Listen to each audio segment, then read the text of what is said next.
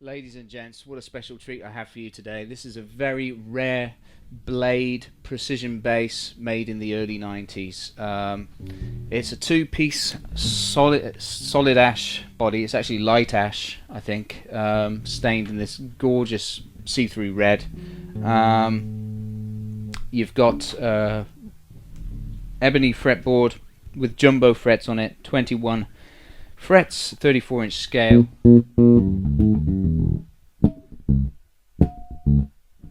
And you've got passive or active circuitry, so it has a preamp engaged that you can engage in it as well, which has EQ attenuation on the back there. Oh, this is I don't know if you can see those little holes there. Basically, you can attenuate a 3-band EQ and the master volume as well. The output volume and master tone, you can attenuate those to suit your style of playing and the sound that you want to get. So that's a really good feature. At the moment, I'm not sure how it's set up, but it sounds good anyway. So what I'm going to do is just demonstrate a little bit to you the sounds of it. So we'll stay in passive mode, and I'll just play.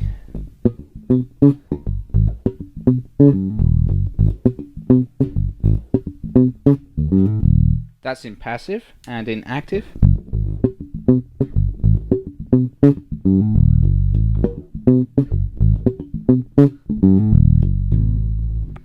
And then that was active, and with the tone up.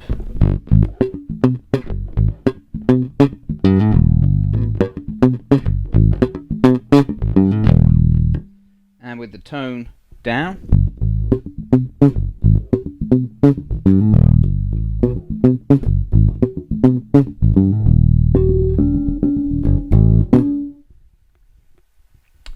And let's try that slap in passive mode.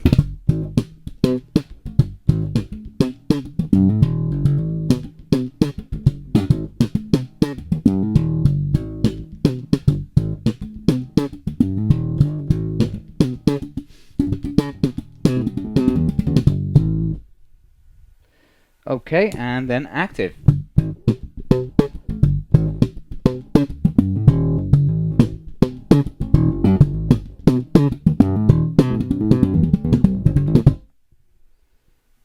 There you go. And with the tone up.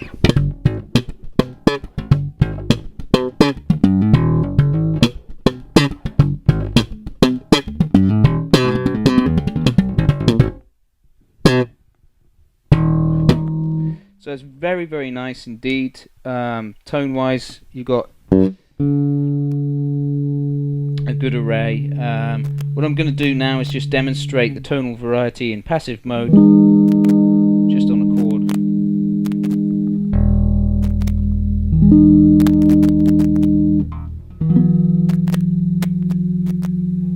And also the inactive.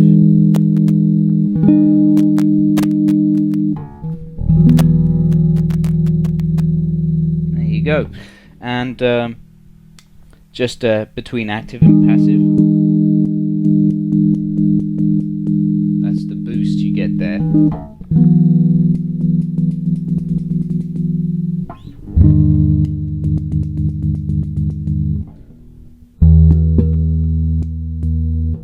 So it's a fantastic instrument. I'll take a little bit of solo.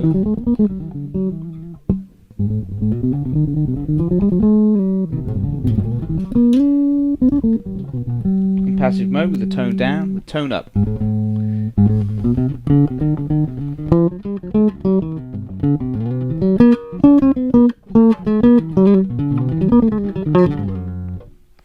And with the tone down in active mode.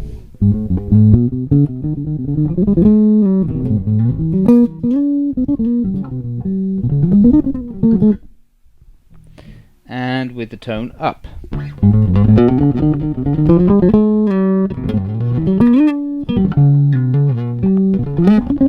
So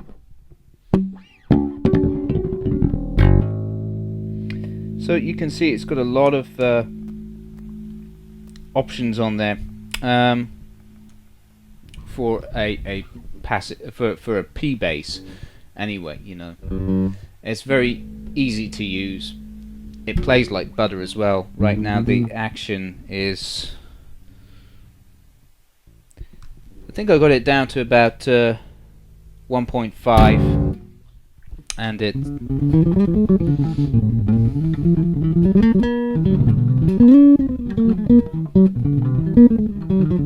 plays very easily.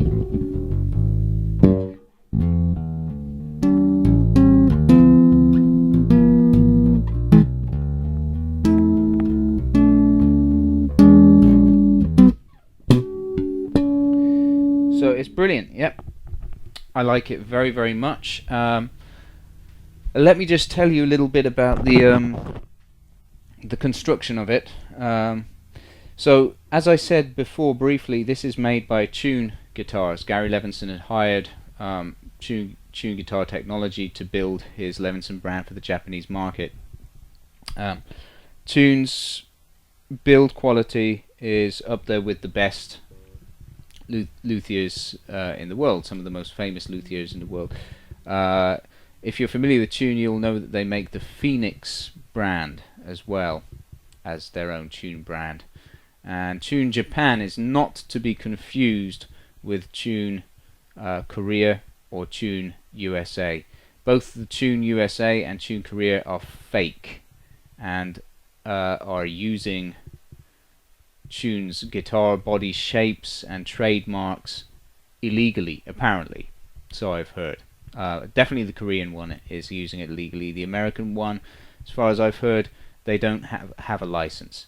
So essentially they're doing it legally. Anyway, that's beside the point. The build quality is fantastic. What you've got here is a high-end instrument that in its day was priced at about $2,000 roughly.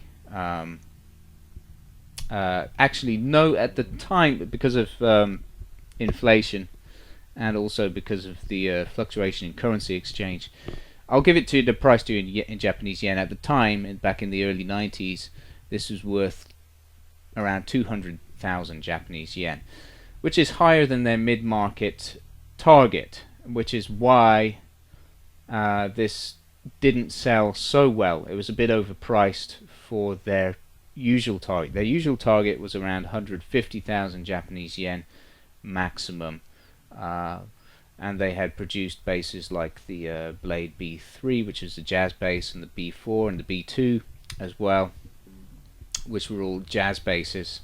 They did have a precision bass on the market as well that wasn't active, and that was also a mid-range price.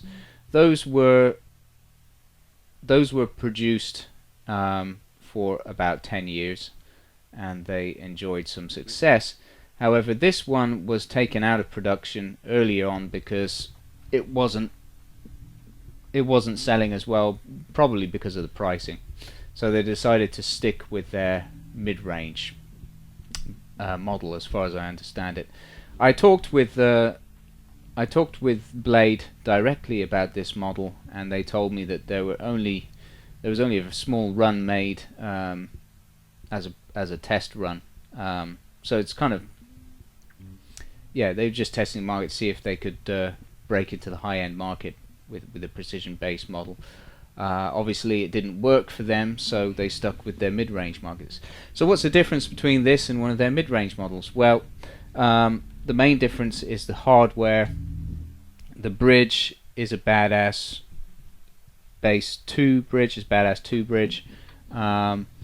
and I think also the circuitry as well, you know, having the active option on this is different, and having the attenuation dials on the back here that you can access is higher grade than their mid-range. And also the tuning heads, I think these are a bit higher end than the ones that they used on their mid-range, because these have the torque adjustment um, has torque adjustment option on it, and if I remember correctly, the mid-range blades didn't have that. They used Goto hardware, but it was mid-range hardware.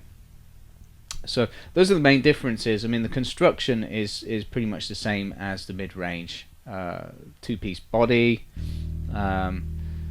although this is much lighter. This is light ash, and I think on their standard mid-range models they use just solid ash, which is a bit heavier. This weighs about 3.8 kilograms, and I've had, this is the fourth blade I've had in. The other ones, which were their mid-range models, were about 4.2 to 4.5 kilograms in weight. So this is definitely a bit lighter and user-friendly. It's a beautiful instrument. I like it very much. I played, I deal Momose and Bacchus and everything, and this is on a par with the Momose Precisions that I've played. In terms of the playability, the tone, and it's not as it's more of a modern sound than the Momose. It's not so classic in terms of tone, although I'm sure that if you attenuate the preamp properly, you can probably get any tone that you want out of this baby. So that's one of the great things about it, but you'd have to know what you're doing. I don't know what I'm doing with attenuating the tone on the back of this, I'll admit. It's not something, I prefer to have just comprehensive control at my fingertips if possible, but in this case it's an option. This is something that Blade did on a lot of their models, was that they had access to attenuate the preamp on the circuit board through these little screwdriver holes at the back, as I showed you earlier. I'll just show you again. There you go. So yeah, fantastic, bloody excellent instrument. I've got this one up on eBay now as well for it's going. I've got offer prices on it available, so if you can offer if you're interested in it, you want to make an offer, go to eBay, do it, or you can contact me directly through my YouTube channel or visit my website, and you'll see this listed on the used in my base shop for the used sales. So I have a base shop called Base Japan Direct, so go check it out if you're interested. Thanks a lot for watching.